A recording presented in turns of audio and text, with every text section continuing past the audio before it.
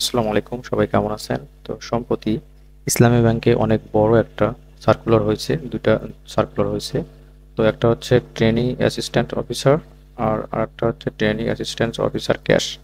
আপনি দুইটাতেই অ্যাপ্লাই করতে পারবেন, কিন্তু প্রথমটাতে অ্যাপ্লাই করতে হলে আপনাকে অনার্স অথবা সমমানের মাস্টার্স ডিগ্রি অর্জন করতে হবে এবং আপনাকে এসএসসিতে সর্বনিম্ন 2 পয়েন্ট, এসএসসিতে সর্বনিম্ন 2 পয়েন্ট এবং মাস্টার্স অথবা অনার্সে আপনাকে সর্বনিম্ন 2.25 পাইতে হবে। মানে 2 পয়েন্টের নিচে পাওয়া যাবে না, 2.25-এর নিচেও পাওয়া যাবে না।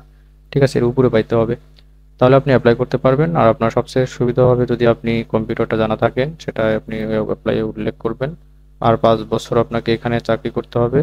বেতন কিন্তু অনেক ভালো, 28,000 টাকা আপনি স্যালারি পাবেন। ঠিক আছে, এখানে নিয়োগ নিবে 800+।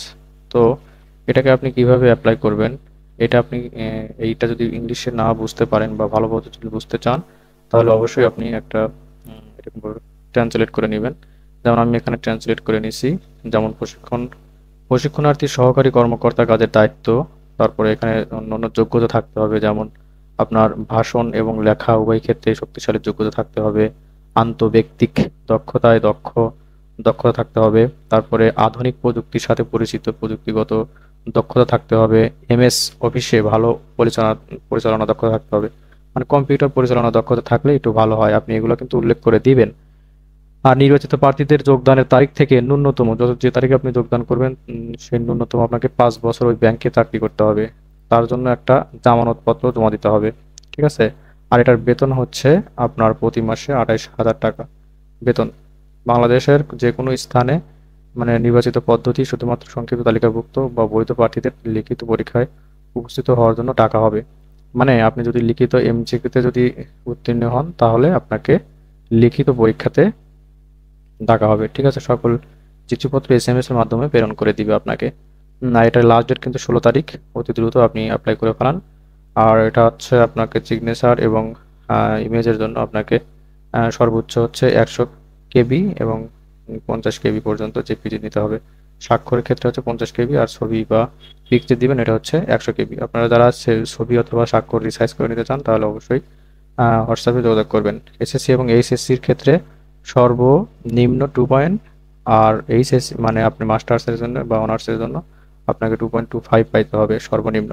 তো যারা এরকম রেজাল্ট আছে তারা অবশ্যই অ্যাপ্লাই করে নেবেন। ঠিক আছে, তো প্রথমত আপনি এই যে আমার দেওয়ার লিঙ্কে ক্লিক করবেন, অথবা আপনি এটা লিখেও আপনি সার্চ করতে পারেন, আপনি মোবাইলের মাধ্যমেও আপনি এখানে আসতে পারেন। ওকে, তারপরে সার্কুলারটা এখানে আসবেন। আসার পরে অ্যাপ্লাই ক্লিক করার পরে সার্কুলারের নিচের দিকে আসবেন। আসার পরে দেখবেন যে এখানে অ্যাপ্লাই নামে একটা বাটন আছে, অ্যাপ্লাই ক্লিক করে দিবেন। অ্যাপ্লাই ক্লিক করার পরে এখানে আবার একটা অ্যাপ্লাই ক্লিক করবেন। করার পরে আপনি এখান থেকে আপনার নিজের নাম দিবেন, বাবার নাম, মায়ের নাম এবং স্পাউস মানে আপনি ডিভোর্সি কিনা সিঙ্গেল কিনা সেটা আপনি দিতে পারেন।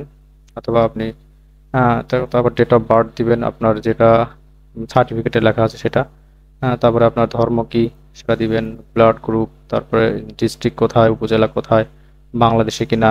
আর এখানে এডুকেশনাল কোয়ালিফিকেশন, যারা ইঞ্জিনিয়ারিং আছেন তারা ইঞ্জিনিয়ারিং টিকমার্ক দিয়ে দিবেন, যারা ইঞ্জিনিয়ারিং নাই তারা দেওয়ার দরকার নাই। এডুকেশনাল কোয়ালিফিকেশন দিবেন এখান থেকে। এডুকেশনাল কোয়ালিফিকেশন বলতে এখান থেকে আমরা এসএসসি দিব, তারপরে এখান থেকে এইচএসসি দিব।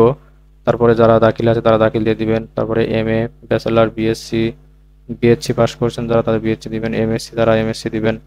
ঠিক আছে, দেওয়ার পরে আরও যারা এডুকেশন কোয়ালিফিকেশন আছেন এবং এখানে বোর্ডের নাম, এখানে পাসিং ইয়ার কত সালে, এখানে সিজিপিএ কত, এখানে যারা আউট অফ 5 মানে যারা এসএসসি এবং এইচএসসিতে আউট অফ 5-এর রেজাল্ট কত আছে, এখানে ধরেন আপনি জিপিএ 5 পেলেন অথবা 4.21 পাইলেন, আপনি 20 পয়েন্ট দিয়ে দিলেন। তারপর এখানে সাবজেক্ট কী ছিল, হিউম্যানিটি বা সায়েন্স ছিল, আমরা যেহেতু সবগুলো সায়েন্স, সবগুলোতে সায়েন্স দিয়ে দিব। ঠিক আছে, দেওয়ার পরে আপনি এখানে প্রফেশনাল সার্টিফিকেট যদি থাকে তাহলে দিয়ে দিবেন, আর না থাকলে দেওয়ার দরকার নাই। জেন্ডারটা অবশ্যই সিলেক্ট করতে হবে, মেল। তারপর ফিমেল হলে ফিমেল দিবেন। মেরিটাল স্ট্যাটাস, আপনি কি ডিভোর্সি নাকি আনমেরিড সব দিয়ে দিবেন। তারপর এখানে মেইল অ্যাড্রেসটা দিবেন, অ্যাড্রেসটা অবশ্যই ভালো একটা মেইল অ্যাড্রেস দিবেন, যে মেইল অ্যাড্রেসটা আপনাকে মেসেজ করলে আপনি সবসময় মেইলে তারা এসএমএস করতে পারে। এখান থেকে ফোন নাম্বারটা দিবেন, ফোনে আপনাকে এসএমএস করে দিবে। অ্যাক্টিভ ফোন নাম্বার দিবেন অবশ্যই। হ্যাঁ, ভেরিফাইড মেইল অ্যাড্রেসটাও দিতে হবে, must have a verified mail. Mail verified কীভাবে করবেন সেটার জন্য কিন্তু আমার চ্যানেলে ভিডিও আছে, আপনি দেখে নিতে পারেন যে কীভাবে আপনার মেইলটা ভেরিফাইড করে নেবেন।